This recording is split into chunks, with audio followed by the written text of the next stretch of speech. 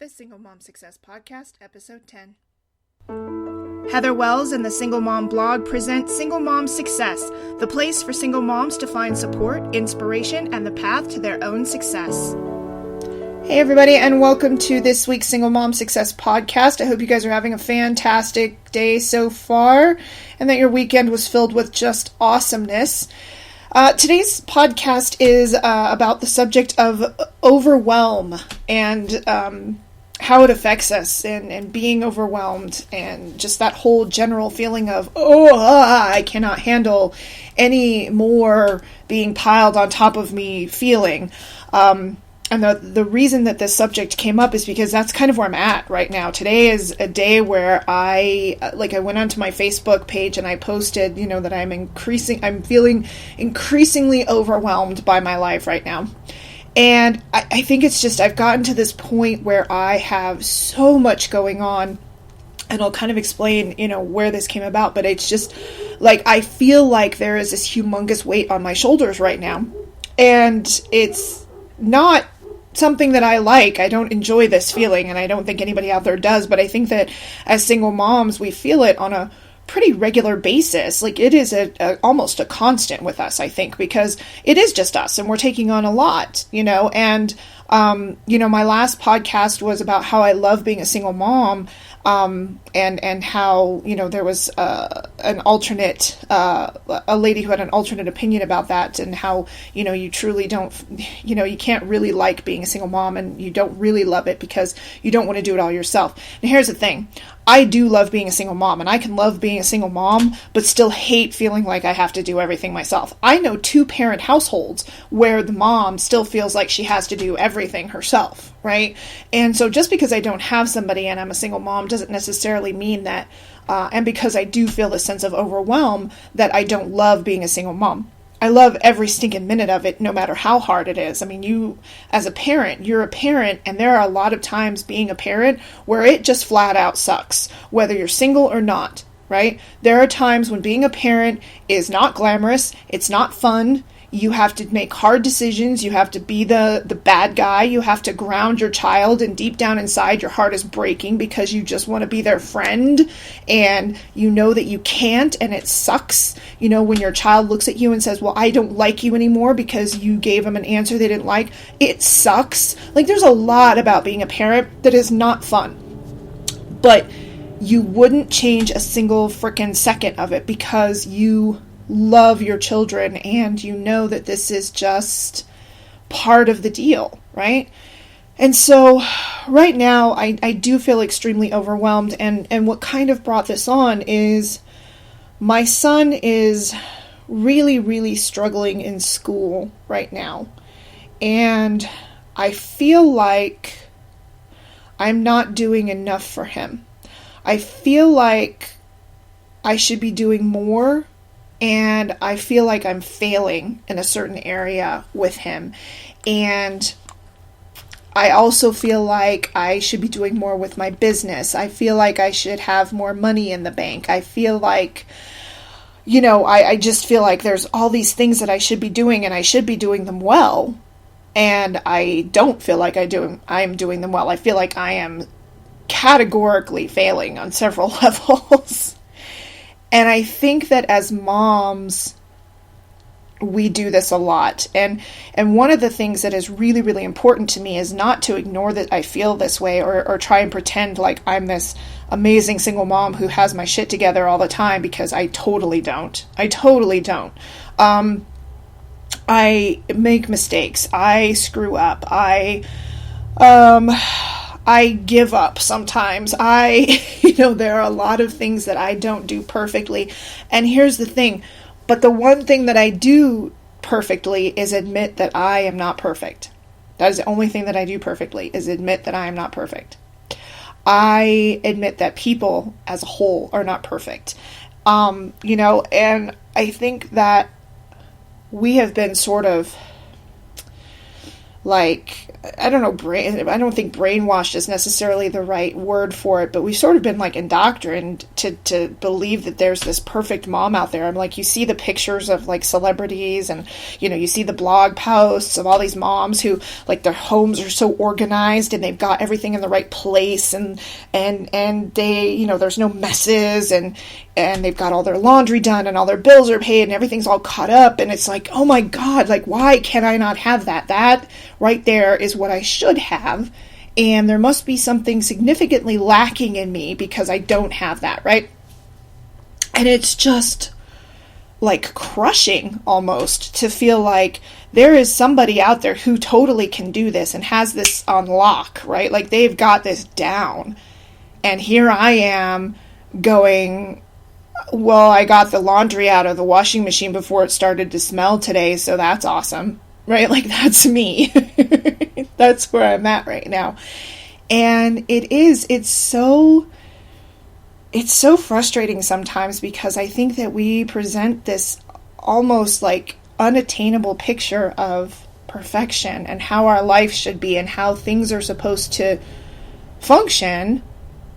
And here's this person who has it all together. Why can't we do that? Like, and then we sort of slam on ourselves. We get like really upset with ourselves. And so I started to just really feel that way. Like, oh my God, my son is really struggling in school. I suck because I'm not doing whatever it needs to be done to help him.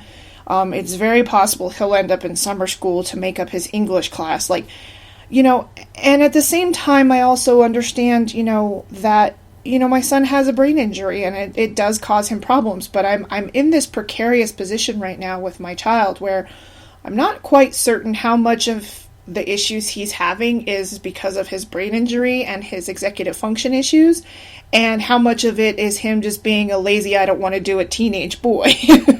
Like, that's where I'm at right now. And it's a really hard road to walk because I'm trying to get him to understand responsibility and how he needs to be responsible for turning in his work and getting things done. And the struggle of, is he really not able to do this because of his brain injury? Like, is he really not capable of being able to focus and organize and make sure that these things are done?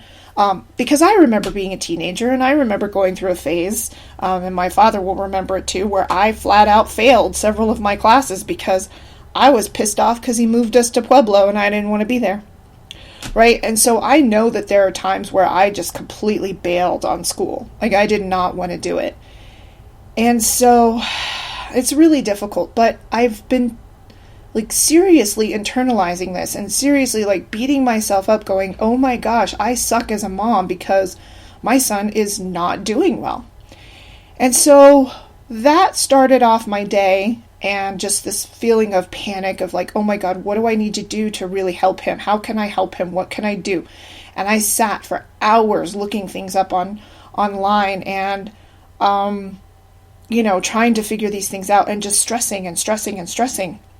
And the more I looked, the more I'm like, oh my God, I should be doing this, or I should be doing that, or I should be doing this. And there's just so much. And then on top of that, I'm getting emails from clients and they're like, okay, we need this, we need that. And I've just got to a point today where I thought, I just want to give up on my life right now. Not like I'm suicidal or anything, like I'm not that. But like, I just want to sit on my butt and watch reality TV for days on end and do nothing. Like, I want no expectations of me at all. That's kind of where I'm at right now. I just want to take a time out from my life and feel like I don't have to do anything because I feel like I have to do everything right now. And I have reached that point of overwhelm where I sort of have this like emotional and brain vapor lock. Where like, if I have to be responsible for one more thing, I'm going to completely stop functioning. That's where I feel like I'm at right now. And so I started kind of thinking about this, and I had to get up and walk away and go get myself a cup of coffee and come back and decided, well, I'm going to do a podcast about it. Maybe if I like get it all out and vent, then I'll be able to sort of organize and prioritize and get myself back into a better state of mind. That's the hope anyway. We'll see. But I did start thinking about kind of the things that brought me to this place of just panic. Like, oh, like, why am I unable to make all of this work? Like, I should be able to make all of this work. I should be able to do all of this, right? Like, there's no reason why I shouldn't be able to juggle 8 million balls and, you know, I'm the single mom. I rock. I am that kick-ass that I should be able to do all this. And so I started to think about all of the contributing factors that sort of brought me to this place, and there's a lot of it. So, you know, one of the first ones is that expectation of having, like, that expectation of myself. I should be able to do all this. I have that expectation of myself. I put a truckload of expectations upon myself as a single mom. Like, it's just me. I'm the one who's supposed to do it all. I'm the one who's supposed to handle it all, because I am, but the expectation that I put on myself is so stinking high, and it's not that I shouldn't have goals or high aspirations, but it's that expectation that I can do it all right now. That's, I think, part of my biggest issue, that I should be able to do it all right now. It should be done. I shouldn't have a dirty house when my kids get home. I shouldn't have blah, blah, blah, blah, blah. Like, there should be all of this. I have, like, all of these expectations of myself, and I have put a horrible amount of undue stress upon myself. I really have. You know, and also I take on a ton because there is nobody else in my mind that can do it, which is actually not true. My children have reached a point in their lives. They're not babies anymore, rather. They're not babies. They're not toddlers. They're not infants. My sons are 14 years old, and dang it, they should be able to do things on their own. And so one of the things that we're going to start changing around this house so that mom can keep her sanity is that they are going to take on more responsibility. And they're going to hate it. They're going to absolutely hate every single stinking second of it. And you know what? I hated every single second of it when I had responsibilities. I absolutely despised every single chore that I was ever told that I had to do. But it definitely, you know, gave me a sense of responsibility and things that I needed to do. And it helped me learn, you know, how to take care of myself. So, you know, for that, I'm definitely thankful. Though if anybody ever asks me around my stepmother, I'll probably deny every single second of it. No. But it's true. She definitely, I hated every single second of what my stepmother put me through as far as doing chores, because as a kid, my dad and I grew up, and it was just he and I, and we totally lived like bachelors. Like, we did dishes when we ran out of stuff to eat on. We did clothes when we ran out of stuff to wear. Like, it was me and my dad. So, you know, and that's a contributing factor to why I'm a tomboy. It's probably a layer of why I never want to get married, because, you know, I never really experienced the whole happily ever after type of lifestyle. You know, I'm sure there's probably layers to my psychosis, but you know, she came along, and it was, you know, you guys have to clean, and you have to do dishes, and you have to clean your room, and you have to do this, and blah, blah, blah. Every week you have to do these things, and I hated every single frickin' second of it. I hated it all the time. But it was definitely something that I needed in my life, so then I learned the things that I needed to do to take care of myself. And while my house is not immaculately clean, I am never going to be that A type, you know, A personality. You know, I'm not OCD by any means. My house is cluttered. My house is lived in. You can tell I have kids here. You can tell I have dogs here. We have messes. We make messes. We leave messes sometimes. But our house is not, like, disgustingly filthy. Like, I keep it cleaned up. I keep it picked up. But I'm not immaculate. There's things laying around. I have games laying on my floor. I have clothes laying on the floor. I have, you know, there's laundry that needs to be caught up on all the time. All the time. My laundry needs to be done all the time. There is never a day when my laundry has been all the way caught up. It never happens. So, you know, it's definitely, I'm not perfect. I don't aspire to be perfect. I don't want to be perfect. I don't have the energy to be perfect. I've decided that a long time ago. I do not have the energy to be perfect. But I do take on a lot. You know, the reason that all of these things don't always get done is because I'm the one who always has to do them. And I've gotten to a point where there's not enough of me to go around. I'm tired. I don't want to do these things, so I don't, right? And then, but there are things that do end up needing to be done. So, I do take on too much. And there are things that don't need my hands in them. There are things that my children can do and will do, because it doesn't need to be done by me. Right? And so that's my second thing, is that I take on way, way more than I should. I really do. And I've never actually been one of those people that is like a perfectionist, like everything has to be perfect. I go to visit my mom back east, and their house is always clean. Everything's picked up. Everything is in its place. There's very rarely anything scattered around.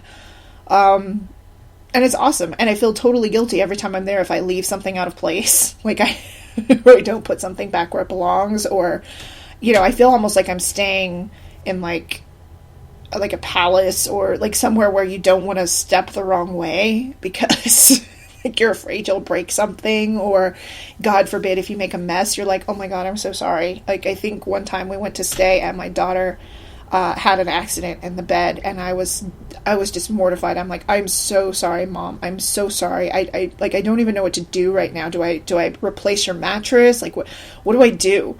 And she's like, it's okay. It's not a big deal. It's okay. I was like, but I thought like the world was going to end. But, she has the money to actually afford a maid service that comes and cleans every other week, which I don't have right now, though that has been my goal. There's a lot of people who their goal in life is I want to make enough money to go on a trip, or I want to make enough money to live in a mansion, or I want to make enough money to drive this certain kind of car.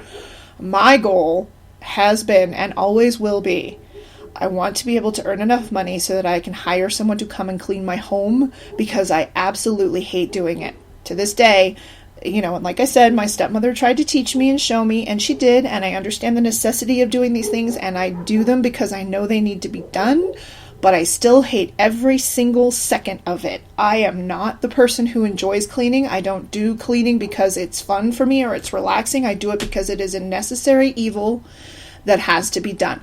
I hate doing it. Every fiber of my being hates cleaning, and I cannot wait until the day I make enough money where I do not have to do it anymore, and I can hire someone to come every other week like my mother does and clean my house and dust and vacuum and do all of that deep cleaning that I do not like to do. That is my goal in life. At that point, I will feel that I am successful and I will be happy. I'm always going to be happy, but that's always been the running joke with me, is I will feel successful when I have been able to hire someone to clean my home so that I do not have to do it. That's where my success level is at. But yeah, so I've never been that perfectionist. I've never been that person who's like, everything has to be in its place and everything has to be perfect. I'm messy. Life is messy. And that's just how I've always been. So I don't think that perfectionism is anywhere near where my stress level comes from, but I can imagine that it's probably something that causes a lot of other people a lot of stress and a lot of feeling like they are overwhelmed. They're overwhelmed because they feel they have to meet this perfect standard, and that definitely, I think, will drive you absolutely crazy. Like, you will make yourself insane trying to meet this perfection standard, especially if you're a single mom and you're trying to take care of kids. And I think, that's where I'm struggling with my son is, his grades are not perfect, and he is really struggling, and he's very frustrated too. And I know that he's frustrated because he doesn't like having bad grades, but I don't think that he's yet quite understood or made that connection fully where he's understanding the reason my grades are so bad is because I'm not turning in my work. But he also goes through these times where he's like, I could have swore I turned that in. And that is definitely part of his executive function. He actually legitimately thinks that he's turned things in because he's completed them, but he doesn't. They're in his backpack. I find them, days later after they were supposed to be turned in. So, But I definitely know that he does not learn the same way that everybody else is supposed to learn. Like, he doesn't fit into that box that schools anymore are trying to put kids into. And that's a hard struggle for him too. So I'm trying really hard not to feel like a perfectionist when it comes to my son. Like, I don't expect him to get straight A's. If he does, then awesome. Like, I'm super psyched for him, but I don't expect it from him. I don't make him feel like he should be getting straight A's, though I do make him understand you cannot get a failing grade. Like, I will not accept a failing grade. You need to work your butt off, and if working your butt off you only get a C, then that's fine. You get a C, but you need to show me that you're working your butt off to get that C. So I don't feel that I'm a perfectionist, but I definitely am struggling with his inability to get his assignments in and get his stuff organized. But at the same time, I'm not organized. You know, I'm not always organized. I definitely try. I'm definitely more organized than my son, but, you know, he's a teenage boy, and I don't know many that are, like, really organized. But I also have the same problem, you know. I also struggle sometimes to remember things, and I also struggle to, you know. So, you know, I'm trying to figure out a system that'll work really well for us, but because I do feel like everything's sort of spiraling out of control for me right now, like nothing is where I feel it should be, I do feel extremely overwhelmed by my life because I just feel like it's all sort of spinning out of control. And I think that's part of the other one is the reason that we feel overwhelmed a lot of times is control. We want to be able to control everything. We want to be able to stay on top of everything. We want to be able to know that everything is going the way that it should be going or the way we want it to be going. And when it doesn't, when life throws us a plot twist, we kind of panic, right? Like, I seriously panic. I get really, really, like, freaked out and like, what am I going to do? How am I going to make this work? How do I do this? And I think it's really difficult. It is. It's very difficult to give up any kind of control. It's difficult to understand or to kind of relinquish that control or come to that sort of peace of mind that a lot of people can come to, where they realize that they cannot control everything, and so therefore they are okay when things go down a wonky path. And I'm trying really hard to be more like that, but it is very difficult as a parent, I think, because when things don't go the way you plan and you do lose control of certain things, you panic because it's not just your life that you're responsible for. It's yourself and these children, these babies that you are tasked to care for. And you want the best for them, and you want everything for them, and you want to provide that safe, stable household and life for them. And so when things don't go that way, when things fall apart and you lose control and you don't have all the answers, it's a scary place because you don't know how that's going to impact your children. At least that's how it feels for me. Like, I freak out. If it was just me and, you know, things sort of fell apart, I'd be like, well, crap, okay, let me, you know, go live with my folks for a little bit, or, you know, let me go crash on a friend's couch until I can get everything back together again, or, you know, hey, you know, this might be kind of cool, maybe I'll throw everything I own into my car and drive across country and see what happens. Like, that's not an option for me because I have these 3 kids, and, you know, I suppose I could throw them in a car and go cross country with them and see what happens, but I'm fairly certain one of the things that would happen is that the police would come get me for taking my child away from her father. So that would be one thing that would happen, but, you know, so I it's always an option, I guess, but it would end badly. But it's definitely scary for me to not have control and not know the outcome and not know what's going to happen, because there is so much riding on it. There is so much depending on me keeping it all together and having control that I freak out when I don't have it. And I become extremely overwhelmed by just all of the thoughts that go through my head of, oh my God, what am I going to do? How am I going to make this work? How am I going to, you know, take care of everything? And so I think, you know, what's really going to help me and what I'm deciding to do to help conquer, you know, my overwhelm and freak out moments is, sitting down and going over the things that are, most important to me, getting those priorities in line. Understanding that I cannot control everything and sort of giving up a little bit of that control. And realizing that, as long as I have a good solid hold on what my priorities are and I'm working on taking care of those priorities, the control I feel I need to have over everything else can kind of go away.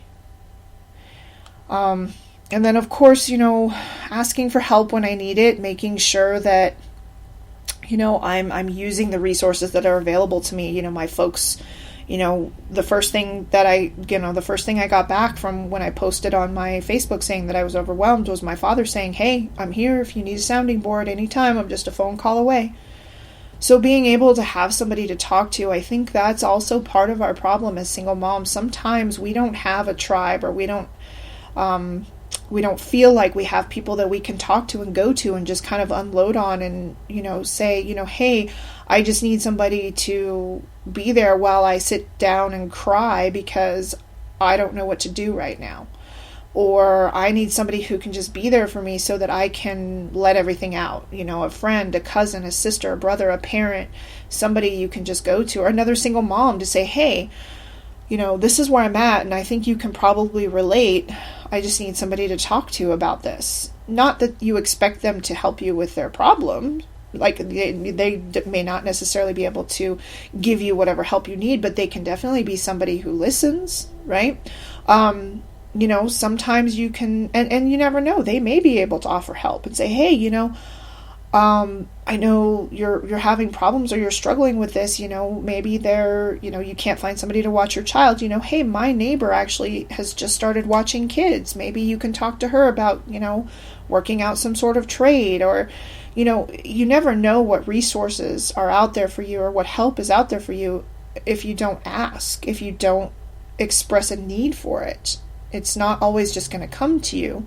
So sometimes you have to just be able to go out there and say, "I need help," or "I need somebody to listen," or "I need advice," or "I just need somebody to be there as a shoulder," So that's definitely something that is helpful when you feel overwhelmed. And then, being able to create boundaries is a huge one. Huge. And I struggle with this a lot, especially in my work. Because of the nature of the business that I do, where I consult with other businesses and clients and things like that, it's very personalized. It's very one-on-one. Because I'm a sole proprietor, I am the one who does the work. I'm the one who talks to the clients. I'm the one who does everything. I tend to overcommit. I tend to give more of my time than I should to my clients. And I've definitely gotten better over the past few years, because there was a time where I was working morning, noon, and night, and I was just squeezing in my kids here and there. And that was when I was first trying to get my business off the ground. So it was kind of a necessary evil. It was definitely one that I definitely don't want to repeat. But I also tend to not tell my clients no. Like, if they say, "Well, can we please work on, Saturday?" Sure, let me see if I can fit you in. I typically try not to work on Saturdays, but let me see if I can make that happen. Instead of just going, "No, I don't work on weekends. That's my time with my children," right? And so I've definitely gotten better at it, but I'm still not as good as I should be. And so I think that's another part of where I am at, is I just need to be able to not feel like my clients they have a huge control over my life, I feel, half the time, because I'm so worried about losing clients, because they're what pays my bills, And so it's oftentimes that I'm really afraid to tell them no, or set boundaries, but it's causing me to have a lot of stress and overwhelm, and I definitely need to cut that back. And so, for other single moms out there, it may not be work that causes you to have that, where you need to set those boundaries. It may be friends, it may be family. You may be overcommitting yourself to school. Maybe you're on the PTCO and you are putting way too much pressure on yourself by offering to help in more of a capacity than you should. Maybe you're putting yourself out there too much for a friend who is relying on you to the point where you're draining yourself and you're not up to where you need to be, emotionally and physically. And it's taking away from you and your family, right? Maybe your overwhelm is coming from that outside source. So I definitely think that that's something that needs to be a big part of my life, as well as setting those boundaries for work. I work from this time to this time, and that's it. I don't work any other time. And that will help as well, I think. But, there's so many different contributing factors, and I think that every parent goes through an overwhelm. I really do. It's not just single moms, but I know that as single moms, we probably are more prone to it. It probably happens on a more regular basis for us because we feel like we are responsible for so much, because we are. We are responsible for a lot. And again, that doesn't mean we don't love every single second of it. That doesn't mean that we don't love every bit of being a parent and a single parent, but life is messy, and life is complicated, and life is hard, and there are times when life seems like it's just a lot. There's a lot, and we oftentimes will feel like we're not managing it to the best of our abilities. But I think probably the biggest thing that I plan on making sure that I'm doing to help me manage my overwhelm is acknowledging that I am doing the best that I can in this moment. That's going to be my mantra. I am doing the best that I can in this moment. And that's enough, right? I'm doing the best that I can in this moment, and that is enough. Because that's where I think my overwhelm comes from, is that I'm doing everything that I can, but I don't feel like it's enough. And that's where I'm putting that unneeded pressure on myself. I'm doing the best that I can in this moment, and that is enough. And that is what I'm going to start sticking to. And that is what I'm going to try and use on a regular basis to help control any time I feel overwhelmed. So I hope that you guys have enjoyed this. I hope that it has been helpful in some fashion. It actually has been very helpful for me. I think this has been a very cathartic episode for me because at the beginning of this, I quite literally had to start the podcast over, I think 12 times, because I kept fumbling over my words. My brain kept getting in my way. I kept trying to make it something that it wasn't, or add new things to it. And I became very flustered with myself. And I had to stop and really realize what I was doing. Like, I was quite literally kind of spiraling out of control to the point where I was not even able to record a podcast. Like, that's where I was. And I think my brain was just completely wanting to shut down at that point. And so this has definitely been helpful for me. I hope it's been helpful in some aspect to you. I hope that you were able to get something out of it. I would love to hear your comments. Like, how do you handle being overwhelmed? What do you do when you're overwhelmed to help you sort of get back on an even keel? Do you go and take a walk on the beach? Do you go ride your bike? Do you go for a run to help clear your head? Do you, go talk to your friends? Do you go grab a cup of coffee? Like, what are the things that you do when you are overwhelmed or feel like you're just kind of spiraling, where you just don't have any idea of what you're going to do? I would love to hear it. I think that it would be so helpful for others to hear your ideas and the things that you do and your suggestions. So please leave them in the comment box. If you're listening to this on my blog, if you're listening to this anywhere else, iTunes or anything like that, please go to thesinglemomblog.com and look at the blog post, find the one on Overwhelm, and leave us any comments that you have on how you handle overwhelm or what you do when you're overwhelmed to help get yourself back in that better mindset where you can start functioning properly again. And again, I hope this was very helpful for you, and we'll talk to you next week. You've been listening to the Single Mom Podcast, the place to go for support, encouragement, and maybe a few laughs along the way. Please also make sure you head on over to the Single Mom blog for more great stuff for single moms. We have resources, free things to print out, great articles. Can't wait to see you there. Be sure to leave feedback and comments because we love hearing from other single moms. And if you like this podcast, please be sure to subscribe.